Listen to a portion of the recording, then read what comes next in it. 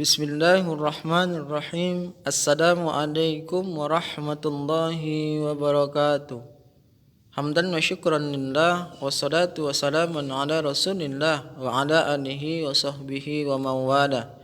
Anak bapak yang dirahmati Allah subhanahu wa ta'ala, mari kita lanjutkan pembelajaran kita pada hari ini. Materi kita pada hari ini berkaitan dengan kitab-kitab yang Allah turunkan ke muka bumi ini. Ada 4 kitab yang Allah turunkan ke muka bumi ini. Yang pertama, kitab Taurat diturunkan kepada Nabi Musa alaihissalam. Yang kedua, Zabur diturunkan kepada Nabi Daud alaihissalam. Ketiga, kitab Injil yang diturunkan kepada Nabi Isa alaihissalam. Yang keempat, Al-Quran diturunkan kepada Nabi Muhammad sallallahu alaihi wasallam. Di samping keempat kitab ini, Allah juga menurunkan yang namanya sahifah-sahifah atau suhuf-suhuf firman Allah kepada Nabi Ibrahim dan nabi-nabi yang lainnya. Hukum beriman kepada kitab-kitab Allah adalah fardu ain. Orang-orang yang mengaku beragama Islam tetapi kalau dia tidak beriman kepada kitab-kitab Allah dapat dianggap murtad. Yang pertama, kitab Taurat. Kitab Taurat diturunkan kepada Nabi Musa alaihissalam di Bukit Sinai. Kitab Taurat menjadi pedoman serta petunjuk bagi Nabi Musa alaihissalam dan kaum Bani Israel berbahasa Ibrani. Semenanjung Sinai adalah sebuah wilayah yang berada di negara Mesir, terletak antara benua Afrika dan Asia sekitar 450 km dari ibu kota Kairo. Kitab Taurat disebut juga dengan The Ten Commandments atau 10 firman Tuhan. Allah menjelaskan tentang kitab Taurat ini dalam surah Al-Mu'minun ayat 49. Walaqad ataina Musal kitaba la'allahum yahtadun. Dan sungguh kami telah anugerahkan kepada Musa kitab Taurat agar mereka Bani Israel mendapatkan petunjuk. Kandungan kitab Taurat, pertama, kewajiban meyakini keesaan Allah. 2, menyebutkan nama Allah dengan hormat. 3, supaya mensucikan hari Sabtu. 4, menghormati kedua orang tua. 5, larangan membunuh sesama manusia tanpa alasan yang benar. 6, larangan berbuat zina. 7, larangan mencuri. 8, larangan berdusta atau menjadi saksi palsu. 9, larangan berkeinginan berbuat zina. Yang ke-10, larangan mengambil hak orang lain. Yang kedua adalah kitab Zabur.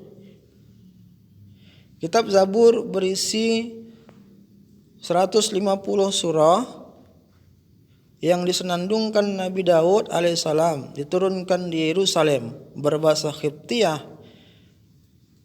Isinya berkaitan dengan 1, nyanyian kebaktian untuk memuji Tuhan. 2, nyanyian perorangan sebagai rasa syukur kepada Tuhan. 3, ratapan-ratapan jamaah. 4, ratapan dan doa-doa individu. 5, nyanyian untuk raja. Allah menjelaskan tentang kitab Zabur ini dalam surah Al-Isra ayat 55. Wa rabbuka a'lamu bima fis samawati wal ard wa laqad faddalna ba'dan nabiyyina 'ala ba'din wa ataina Dauda zabura. Dan sungguh kami telah memberikan kelebihan kepada sebagian nabi-nabi atas sebagian yang lain, dan kami berikan Zabur kepada Nabi Daud alaihissalam. Ketiga, Injil. Secara bahasa Injil artinya pengabaran yang baik atau sebagai kabar gembira datangnya juru selamat. Kitab Injil diturunkan kepada Nabi Isa alaihissalam di Yerusalem dengan bahasa Ibrani untuk mengajak Bani Israel menyembah Allah dan tidak menyekutukannya. Kitab Injil dijelaskan Allah dalam Al-Quran surah Maryam ayat 30. Qala inni abdullah ataniyal kitaba wa ja'alani nabiyya. Dia, Isa berkata, sesungguhnya aku hamba Allah, dia memberiku kitab Injil dan dia menjadikan aku seorang nabi. Allah Subhanahu wa taala menurunkan kitab Injil kepada Nabi Isa sebagai pedoman dan petunjuk bagi umatnya. Dan kami teruskan jejak mereka dengan mengutus Isa putra Maryam membenarkan kitab yang sebelumnya yaitu Taurat. Dan kami menurunkan Injil kepadanya, di dalamnya terdapat petunjuk dan cahaya, dan membenarkan kitab yang sebelumnya yaitu kitab Taurat yang menjadi petunjuk serta pengajaran untuk orang-orang yang bertakwa. Al-Maidah ayat 46. Secara umum, kitab Injil berisi tentang perintah untuk kembali mengesahkan Allah. 2. Membenarkan keberadaan kitab Taurat. 3. Menghapus beberapa hukum dalam kitab Taurat yang tidak lagi sesuai dengan perkembangan zaman.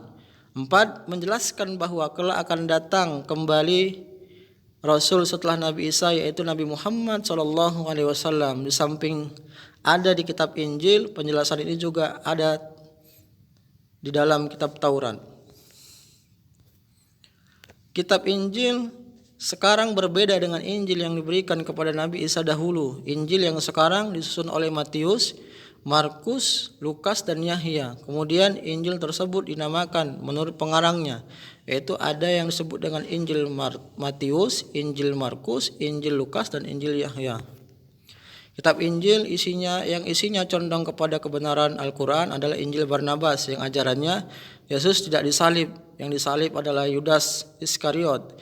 Yesus bukan anak Tuhan tetapi Rasul adalah hamba Allah. Putra Ibrahim yang disembelih adalah Ismail bukan Ishak. Demikian yang dapat Bapak sampaikan. Kurang lebih mohon maaf. Assalamualaikum warahmatullahi wabarakatuh.